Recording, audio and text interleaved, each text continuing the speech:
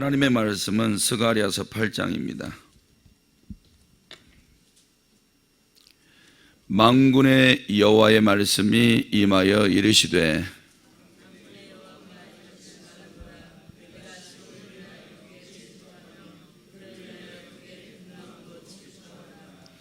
여호와가 이같이 말하노라. 내가 시온에 돌아와 예루살렘 가운데에 거하리니 예루살렘은 진리의 성읍이라 일컫겠고 만군의 여호와의 산은 성산이라 일컫게 되리라.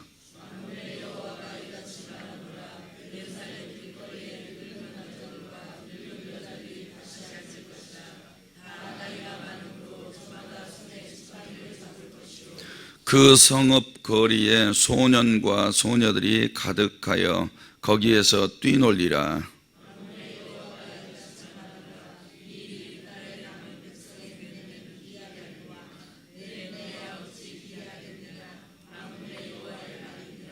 만군의 여호와가 이같이 말하노라. 보라, 내가 내 백성을 해가 뜨는 땅과 해가 지는 땅에서부터 구원하여 내고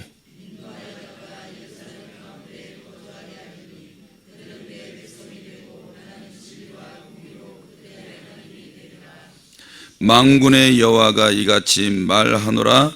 만군의 여호와의 집 곧 성전을 건축하려고 그 지대를 쌓던 날에 있었던 선지자들의 입의 말을 이날에 듣는 너희는 손을 경고히 할지어다.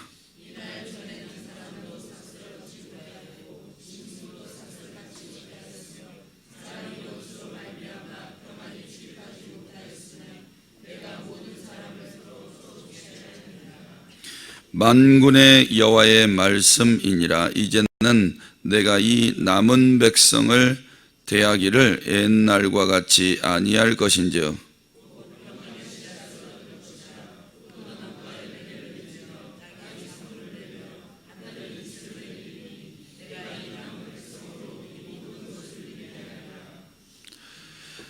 유다 족속아, 이스라엘 족속아, 너희가 이방인 가운데서 저주가 되었었으나 이제는 내가 너희를 구원하여 너희가 복이 되게 하리니 두려워하지 말지니라. 손을 경고히 할지니라.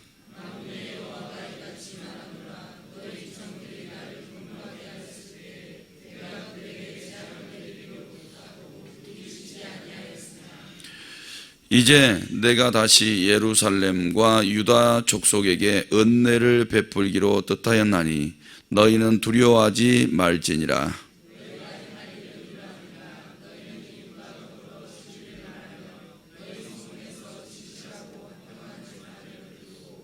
마음에 서로 해하기를 도모하지 말며 거짓 맹세를 좋아하지 말라.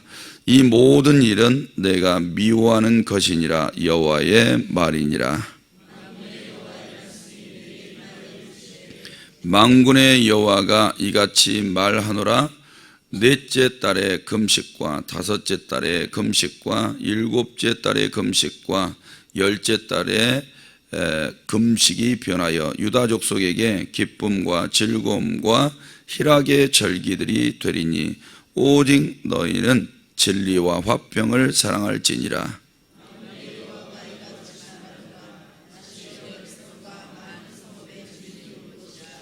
이 성읍 주민이 저 성읍에 가서 이르기를 우리가 속히 가서 만군의 여호와를 찾고 여호와께 은혜를 구하자 하면 나도 가겠노라 하겠으며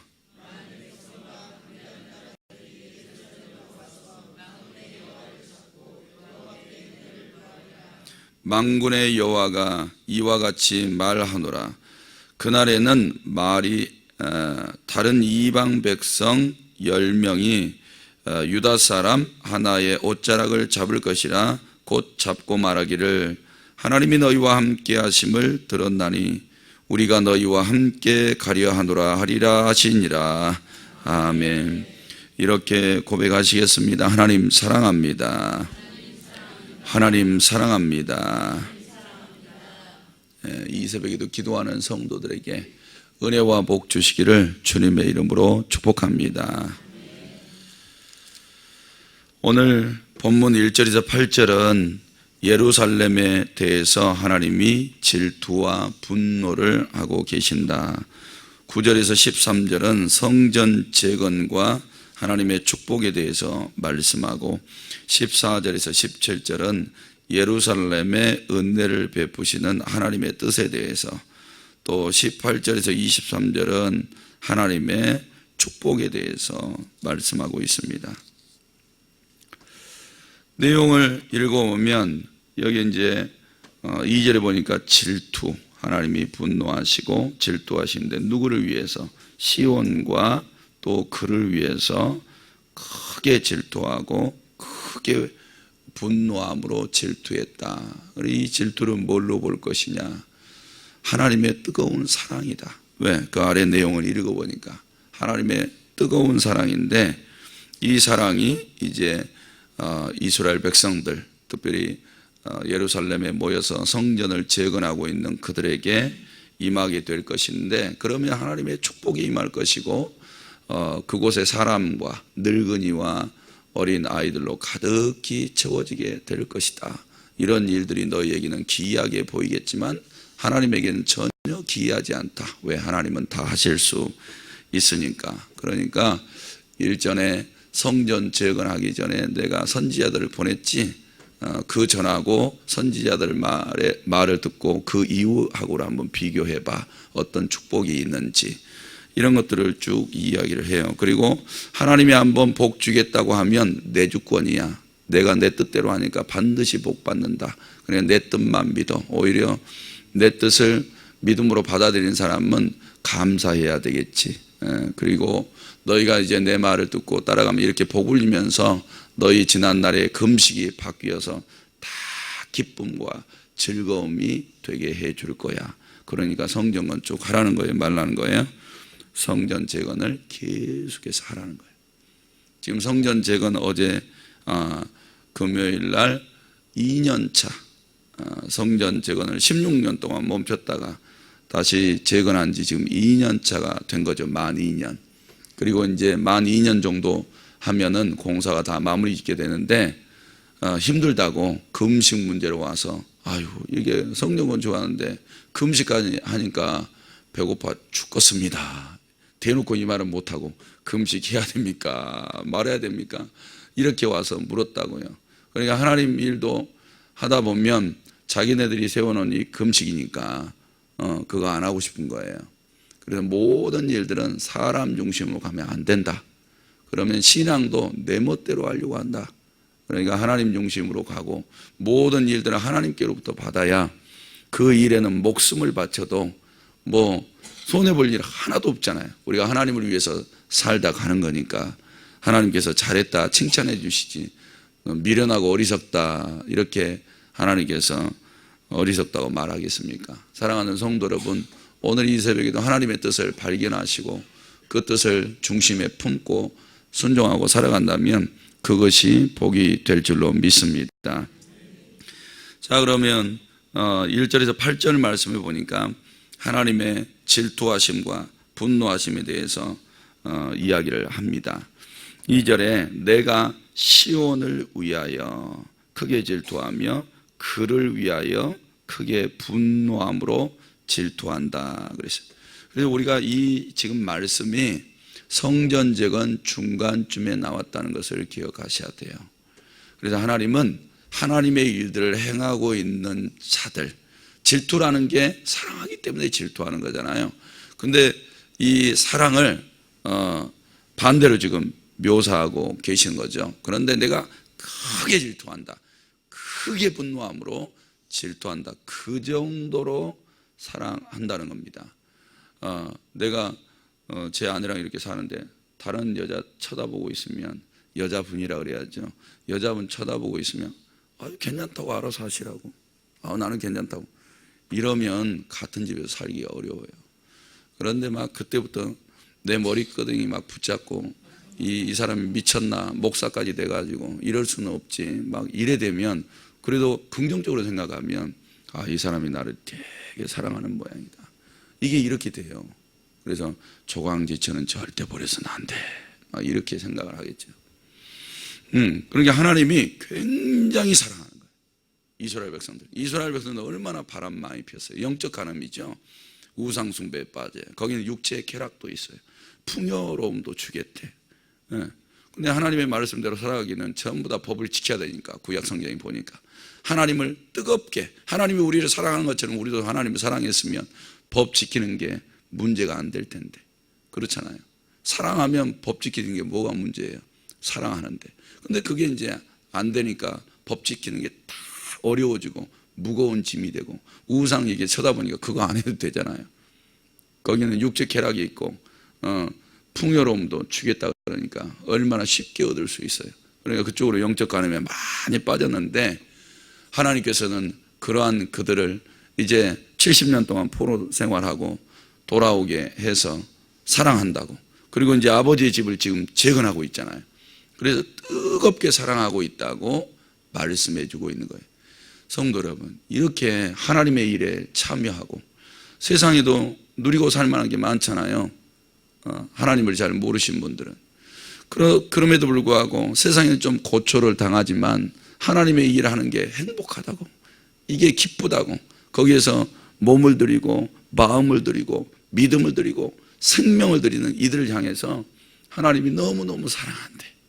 그러니까 힘내래, 걱정하지 말래, 내가 너를 사랑하고 있으니까, 이렇게 말씀해 주고 계신 거하고 똑같은 거예요. 그러니까 하나님의 일하면서 지치고 공고한 분들 힘내세요. 하나님의 사랑을 다른 때보다 뜨겁게 받고 계시는 거예요. 하나님의 사랑을 우리의 마음속에 심령에 가득히 채우시기를 바랍니다. 그래서 하나님이 3절에 보니까 내가 시온에 돌아와 예루살렘 가운데 거하리니 그랬어요. 이게 사랑 아니겠어요? 하나님이 돌아와 사랑하는 자들에게 거해 주시겠다는 거예요. 그렇게 하면서 예루살렘은 진리의 성읍이라 이렇게 불러주실 거고, 그 다음에 여호와의 산은 성산이라 그렇게 불러주시겠다는 거예요. 너무너무 감사해요. 하나님이 이렇게 하시겠다면 되잖아요. 내가 너를 거룩하다 하노라, 내가 너를 의의 자녀라 하노라, 너는 구원받은 내 자녀라, 이렇게 하나님이 해주시면 되는 거지요. 사랑하는 성도 여러분, 그런 은혜가 우리 성도들의 심령과 가정 가운데 있으시기를 바랍니다. 이렇게 하나님께서 복을 탁 선포해 주시는 거죠. 이렇게 일컬어 주시니까 그곳에 이제 축복이 나타나는 거예요. 4절에 늙은 남자들, 늙은 여자들 다시 앉을 것이라. 예루살렘 길거리에 다시 앉고, 그들이 지팡이를 짚고 저마다 손에 잡고 그 거리를 이렇게 활보하시겠죠. 그리고 5절에 소년과 소녀들이 가득해서 거기에서 뛰놀게 되리라 그랬어요. 뛰놀게 되리라. 그런데 그들이 처음에 돌아와서 2년 성전 건축하다가 방위를 해서 16년이니까 18년 동안 살아봤어요. 18년 동안 살아봤는데 이게 안 이루어져. 노인도 지팡이 듣고 짚고 편안하게 못 돌아다니고, 20년 동안 이렇게 아이들을 낳았지만 이런 일들이 벌어지질 않아요. 하나님이 복을 안 주시니까. 그런데 하나님의 성전을 다시 재건하는데 하나님이 이 약속을 다시 해주는 거예요. 이곳에 이제 사람들로 가득하게 채워지게 될 것이라고. 너희가 지난 18년 동안 살아봤잖아. 그런데 이제 성전 다시 재건하는 이것이 너에게 얼마나 큰 복인지 내가 증명해 줄 거야. 걱정하지 말래요. 사랑하는 성도 여러분, 하나님의 일할 때는 약속이 있는 줄로 믿습니다. 반드시 축복이 예비되어 있는 줄로 믿습니다. 그래서 너희 눈에는 지난 18년 동안 이렇게 우리가 시간 보내봤는데, 돌아와서 포로에서 돌아와서 시간 보내봤는데 별 복도 없던데 그랬는데, 이제 성전 재건을 다시 한 이후로는 복이 확실히 틀릴 거라는. 너희 눈에는 기이하게 보였지? 그런데 걱정하지 마. 나는 반드시 약속을 지키는 하나님이야. 사랑하는 성도 여러분, 그러니까 하나님의 일들을 하면서 기뻐하고 즐거워하세요. 진짜 손해볼 일은 없다니까요. 하나님이 복 주시면 이 땅에서도 얼마든지 풍성한 은혜와 복을 받게 될 줄로 믿습니다. 그리고 지금 1차 포로에서 귀환한 거예요. 이제 2차 포로, 3차 포로가 남아있는데 하나님께서 이렇게 말씀하세요. 7절 말씀에 내가 그랬죠. 내가 백성을 해가 뜨는 땅과 해가 지는 땅에서부터 구원하여 내고, 그래서 바벨론이에요. 바벨론에서 하나님이 거대한 땅에서 구원하여 인도에 내시겠대요. 근데 이게 진짜 이루어지잖아요. 2차, 3차 포로가 다 귀환해서 오잖아요. 하나님이 말씀하신 대로 그대로 행하세요. 이 사람들이 지금 성전 재건 끝내고 눈 뜨고 살아갔는데 정말 다 돌아와. 이 일들이 가능하게 되는 거죠. 그리고 8절에 인도하여다가, 그들을 포로에서 인도하여다가 예루살렘 가운데 거주하게 하리니 그들은 내 백성이 되고 나는 진리와 공의로 그들의 하나님이 되리라. 그래서 진리와 공의로 하나님이 된다는 것은 무슨 말이에요? 이제 이스라엘 땅에서 우상들은 싹 물리쳐 버리시고 하나님만이 그 땅을 통치하시면서 하나님의 진리와 공의로 하나님의 백성들을 다스려 주시겠다는 거죠. 성도 여러분, 우리 눈에는 불가능한 일들은 하나님은 쉽게 하세요. 포로에서 돌아오는 게 쉬운 일이 아니에요. 그런데 이 땅에 다 돌아와서 하나님이 직접 통치해 주시겠다는 거죠. 성도님들의 가정도 이렇게 되시기를 바랍니다. 마귀 권세 다 물리쳐 주시고 정말 하나님의 뜻대로 철두철미하게 살아갔더니 하나님께서 진리와 공의로 다스려 주셔요. 그러면 어떻게 될까요? 영적으로 다 좋아지잖아요.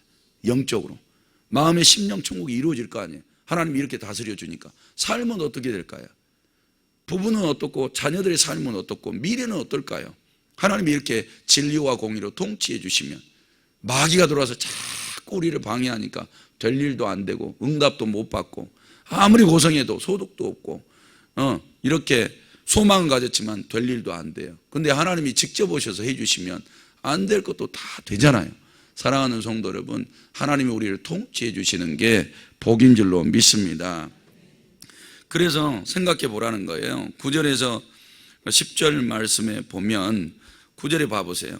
만군의 여호와의 집 곧 성전을 건축하려고 지대를 쌓던 날에 있었던 선지자들의 입의 말을 이날에 듣는 너희는 손을 경고히 할지어다 그랬어요. 이게 얼마만큼 중요하냐. 그러니까 성전을 건축하려고 지대를 탁 놨어요. 그때 이제 선지자, 학계 선지자가 스가랴 선지자가 와서 막 하나님의 성전을 재건하라고 이야기를 해요. 과거에 너희가 조상들이 죄지어서 이렇게 엄벌에 처해져서 70년 동안 고생했지. 그런데 돌아왔으니까 이젠 성전을 아무리 어려워도 해야 돼. 이게 축복이야. 이렇게 했던 두 선지자의 말을 들었다는 거죠. 근데 그 전과 그 후를 한번 보라는 거예요. 이 선지자들의 말을 듣는 게 얼마나 중요한지. 그래서 10절에 전에는 사람도 싹쓸 얻지 못하고 짐승도 싹쓸 받지 못하며 사람이 원수로 말미암아 평안히 출입하지 못했대요. 하나님의 종들의 말을 안 들으니까 어떻게 돼요? 사람도 짐승도 헛고생만 하는 거예요. 열심히 몸뚱아리 움직였는데 하나님 말씀 안 듣고 움직였던 게 얻는 게 없다 이 말이에요. 얻는 게 열심히 일해서 막 돈들이 들어오세요? 그거 다 빠져나갈 텐데 헛고생이에요. 하나님이 복을 줘야 거기에 막 가득히 채워졌는데 선지자들의 말을 안 들으니까 다 헛고생했다는 거예요. 그리고 원수로 말미암아 평안도 없었다는 게. 사랑하는 성도 여러분, 원수가 하나님이 은혜 안 주시면 원수가 어디 있어요? 집안에 원수 있어요. 아무리 행복하고 싶어도 집안에서부터 원수가 있는 거예요. 그러니까 행복이 없는 거예요. 그러니까 우리가 집안에서도 하나님 말씀 듣고 사느냐 안 듣고 사느냐 이거에 따라서 집안이 행복하냐 마느냐. 교회도 마찬가지라니까요. 예. 주의 종 세워주셨으니까 그 말을 듣고 성도가 가느냐 마느냐 이거에 따라서 행복하냐 그렇지 않느냐. 나라의 대통령 세워줬으니까 그 대통령이 나라를 잘 통치하는 대로 국민이 따라가주면 행복하고 안 따라가주면 불행할 거란 말이에요. 그러니까 우리는 사랑하는 성도 여러분, 선지자 하나님을 대변해서 세워주신 이 선지자들의 말도 들어야 돼요. 왜? 하나님의 말씀이니까. 그러면 이들의 말을 들었을 때는 어때요? 11절에 이제는 그랬죠. 이제는 내가 이 남은 백성을 대하여 옛날과 같지 아니할 것인지 그랬어요. 말씀을 딱 듣는 날부터는 나는 말을 안 듣던 때하고 틀리다. 너희가 말을 들으면 나는 너희 내 말에 순종하는 그날부터 나는 이렇게 할 거야. 이런 말씀이에요. 그러니까 어떻게 해주실까요? 12절에 보니까 평강의 씨앗을 얻을 거래요. 평강. 이 씨앗을 얻으면 어떻게 되는데요? 포도나무가 열매를 맺고 땅이 산물을 내며 하늘은 이슬을 내리겠대요. 이 일들이 그냥 복 받는 게 아니라니까요. 성도님들이 오늘 또 믿음으로 나 하나님 말씀 듣고 순종하는데 목숨 걸 거야, 이렇게 작정하고 시작하는 날부터 벌어지는 일이라고요. 그래서 이 남은 백성으로 이 모든 것을 누리게 해주겠대요. 땅이 산물을 내고 하늘이 이슬을 내리는 이런 것들을 통해서 누리게 해주겠다는 거예요. 소득이 어떻다? 있다. 평범하게 있다? 아니요. 형통하게 있다는 거예요. 형통하게. 그래서 유다 족속, 이스라엘 족속, 너희 이방인 가운데서 저주가 되었었으나 이제는, 그랬죠. 이제는 내 말 듣고 따르는 이제부터는 내가 너희를 구원하여 너희가 복이 되게 하리니 두려워하지 말지니라. 손을 견고히 해라. 이 말은 뭐예요? 요 약속 철떡같이 믿으라는 거예요. 믿고 그 말대로 한번 순종해봐라. 그러면 내가 예비하는 복으로 너희에게 채워줄게. 사랑하는 성도 여러분, 이렇게 말씀하셨으니까 오늘 또 믿음으로 받으시면 하나님의 뜻대로 살아가려고 그러시겠죠. 근데 그게 지혜예요. 진짜 믿음이고 복 받을 길로 가셔야 될 길로 믿습니다. 그래서 너희 조상들이 14절에 나를 경노하게 하였을 때에, 요때는 지금 하나님 말씀 들었어요, 안 들었어요? 안 들었어요. 안 들으니까 하나님이 경노하게 한 거예요. 너희 조상들이. 너희 조상들이 어떻게 됐다는 거예요? 내가 재앙을 내리기로 뜻하고 뉘우치지 않았다. 내가 재앙을 딱 내리기로 뜻하고 마음을 바꾸지 않으셨다는 거예요. 왜? 하나님 말씀 도저히 안 들으니까. 그래서 그들이 받는 것은 재앙이었다는 거죠. 근데 15절에 이제는 예루살렘과 유다 족속에게 은혜를 베풀기로 뜻했다. 하나님이 이렇게 뜻하시면 바꿀 수 있어요, 없어요? 사람이 절대 못 바꿔요. 그래서 이제 하나님이 복 주시기로 딱 뜻했대요. 너희가 내 말을 듣고 순종을 하면 하나님이 뜻이 딱 정해지는 거예요. 그래서 16절 보니까 그때 너희가 행할 일은 이러하대요. 첫째, 너희는 이웃과 더불어 진리를 말하라요. 너희가 이제 내 말 듣고 순종하면서 따라가면서 나의 일들을 행할 때 그때는 이웃과 더불어 진리만 말하래. 진리. 그리고 두 번째, 너희 성문에서 진실하고 화평한 재판을 베풀래요. 그리고 세 번째, 마음에 서로 해하기를 도모하지 말래요. 이웃 미워하지 말래요. 그리고 네 번째, 거짓 맹세를 좋아하지 말래요. 적어도 하나님의 말씀에 순종하면서 하나님의 뜻을 이루어 간다는 사람은 요 네 가지 정도는 지켜라. 이렇게 말씀하고 있는 겁니다.